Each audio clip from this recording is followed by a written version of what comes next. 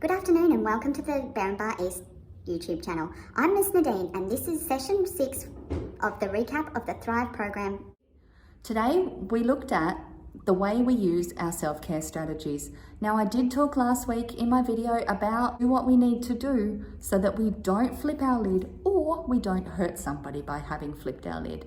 And then also what we do to calm our system down, to come down the other side from the stress. And I know the busyness of families, I was quietly confident that you might not have been able to get time to do that job together with your kids. So I did it in session.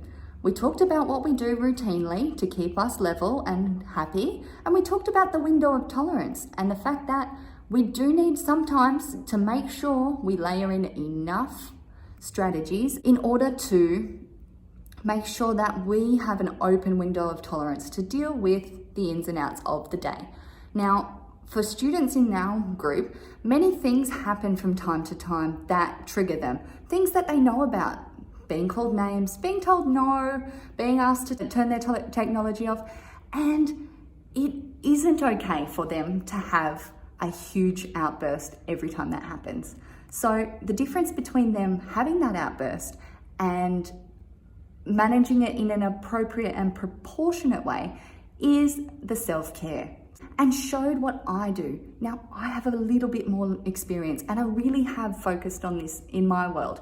So it was much easier for me to identify, but each of the students were able to identify one tool that works for them.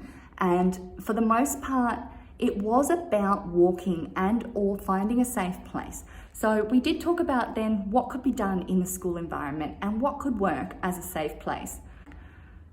We will, over the next little while, look at the ways in which we can responsibly use those spaces and how they can help us to manage ourselves.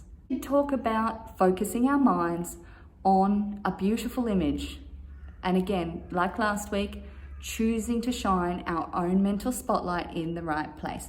So when it comes to things that they need to focus on, you can ask them, can you please turn on your mental spotlight and look at this? Ignore the things around you.